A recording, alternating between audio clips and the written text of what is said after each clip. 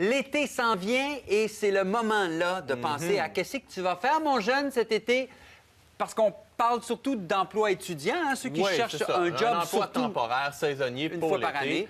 Et c'est le moment d'y penser, même si on est juste au mois d'avril, c'est le moment de déjà commencer à y penser. Et c'est important de ne pas négliger ça, les emplois d'été, parce que c'est pas seulement une façon de se payer des sorties pendant l'été, c'est une façon aussi de mettre un peu la table pour le reste de sa carrière. Ça peut nous être très utile. Compléter sa formation, mais bien sûr aussi compléter un CV ou oui, commencer tout à fait. à remplir un CV. Exactement. Donc, c'est un peu... On va regarder aujourd'hui qu'est-ce que c'est un bon emploi d'été. Ben, écoute, je ne lance pas la question telle quelle. Qu'est-ce que c'est un bon emploi d'été? Mais on pense à quoi comme emploi d'été, par exemple? En fait, ce qu'il faut regarder, ce qu'il faut rechercher quand on est en train d'observer le marché de l'emploi pour un emploi d'été, premièrement, c'est d'essayer de trouver un emploi qui va être en lien avec nos études. Parce que l'emploi d'été peut être une occasion de J'étudie en valider... cuisine, j'irai pas faire du décalade. C'est ça. De la décalade. Mais par exemple, si j'étudie en droit, je préfère me trouver un petit boulot dans un bureau d'avocat. Parce que ça peut nous permettre donc de valider notre choix de carrière. Hein? Juste d'être en contact avec le milieu professionnel qu'on envisage. Ça peut nous permettre, premièrement, de rencontrer des gens, de discuter avec des gens qui font ce métier-là. Et donc de se faire une tête à quelles sont les réalités du marché du travail. OK, mais on s'entend, un emploi d'été, c'est pas un stage, là. Non, Parce tout que à souvent, fait. des stages, c'est pas rémunéré, c'est relié aux études. Exactement. Là, c'est vraiment un emploi d'été, donc je pourrais aller dans la discipline. Exactement. dans laquelle j'étudie. Ne serait-ce que d'être dans l'industrie ou dans le type d'organisation dans lequel on pourrait être amené à travailler plus tard. OK. Deuxième chose à rechercher, un emploi qui va nous amener des compétences qui vont être utiles sur le marché du travail par la suite. Hein? Je parle souvent de compétences douces. Tout ce qui est, par exemple, l'autonomie, l'esprit d'équipe, le sens de l'organisation, ce type de compétences-là qu'on peut développer dans toutes sortes d'emplois et qui sont utiles peu importe notre domaine d'emploi, si c'est des genres de compétences. Et même pas qui juste vont au nous travail, servir, dans la vie en c'est général. Des affaires que, s'organiser. Puis... Donc, si on est capable de trouver un emploi d'été qui vient nous permettre de développer ce type de compétences-là, ça devient très utile pour notre CV par la suite parce qu'on est capable de faire valoir ça comme une expérience, disons, un peu universelle qui va être pertinente dans n'importe quel domaine d'emploi. CV, contact. Exactement, hein, parce que, et le troisième point, dans le fond, c'est un emploi qui va nous permettre d'élargir notre réseau. Voilà. Non seulement d'aller rencontrer des collègues, bon, je parlais tout à l'heure, si c'est en lien avec notre domaine d'études, on peut peut-être rencontrer des gens qui un jour vont nous aider, mais ne serait-ce que le fait d'avoir un employeur qui peut attester de notre professionnalisme et de notre qualité de personne. Des références, hein, c'est toujours pratique. Et même une référence d'un emploi d'été, ça peut être pertinent. Spontanément, Simon, je pense tout de suite restauration, il me semble que c'est facile. Et puis, je sais pas, commerce de détail, c'est ça? Oui, c'est certain que ce sont des emplois d'été qui sont quand même, c'est ceux auxquels on pense spontanément. Mais il y a toutes sortes d'autres types d'emplois d'été qui sont très abondants et qui peuvent être faciles à trouver et qui peuvent être très pertinents. Je vous donne 3 exemples aujourd'hui là, auxquels on ne pense pas nécessairement. Premièrement, être agent au service à la clientèle. Donc, par exemple, dans un centre d'appel, ce type d'emploi-là. Pourquoi c'est intéressant comme emploi d'été? Premièrement, c'est parce qu'il y en a beaucoup. Toutes les entreprises recherchent ce type besoin de ça aussi. Ont besoin de travailleurs comme ça. Souvent, c'est un travail où il faut être bilingue.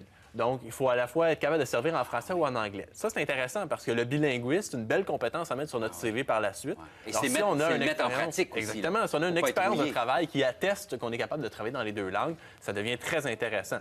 Et on développe aussi d'autres compétences comme l'autonomie, des habiletés en communication. Ça aussi, c'est des compétences qui sont très recherchées. Donc, ça, c'est un emploi qui peut nous donner une belle porte d'entrée sur le marché du travail.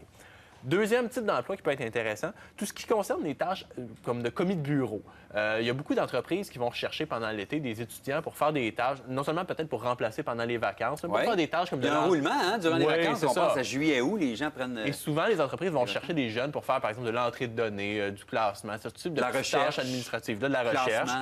Ça peut être intéressant. Bon, c'est sûr que c'est peut-être pas les emplois les plus dynamiques, mais ça nous familiarise avec l'environnement d'un travail de bureau. Et comme ça reste quand même une des formes d'organisation du travail les plus répandues, le travail de bureau, ça nous familiarise avec cette organisation-là, avec le respect de procédures administratives, être capable de se plier à des structures et des hiérarchies. C'est quelque chose qu'on va pouvoir faire valoir par la suite sur le marché du travail quand on va avoir terminé nos études. OK. Troisième? Et troisième, bon, on parlait de la restauration tout à l'heure, mais le métier de serveur.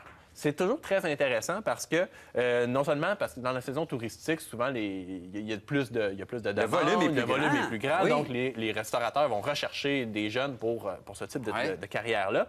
Et Premièrement, c'est intéressant parce qu'on peut avoir des horaires flexibles des fois et les salaires peuvent être intéressants avec les pourboires. Mais d'un point de vue de carrière, le métier de serveur peut être intéressant parce que ça nous apprend à travailler sous pression, ça nous apprend à gérer plusieurs priorités à la fois. Donc, encore une fois, quand je parlais des compétences qu'on peut faire valoir par rapport à nos emplois d'été, serveur, il y a toutes sortes de compétences qui peuvent être C'est aussi service à la clientèle, hein? Ça rejoint il y a un petit peu de service à la clientèle, effectivement. Je m'y prends comment pour trouver un bon job d'été, celui qui me convienne le mieux? Bien, la première chose à faire, en fait, c'est d'essayer d'être flexible au niveau des horaires et de nos disponibilités. Des fois, c'est sûr que c'est l'été, on a plein d'activités avec les amis, donc on a tendance à peut-être dire « Ah non, moi, je veux juste travailler du lundi au jeudi entre telle heure et telle heure ». C'est sûr que si on veut trouver un bon emploi d'été, faut être flexible. Faut être flexible, faut se plier à ce que l'employeur va nous offrir. Faut pas aussi se limiter uniquement aux emplois qui sont identifiés comme emplois étudiants. Des fois, il y a des emplois qui vont être saisonniers, il y a des emplois à contrat qui peuvent être intéressants. Donc, il faut quand même élargir un petit peu notre recherche.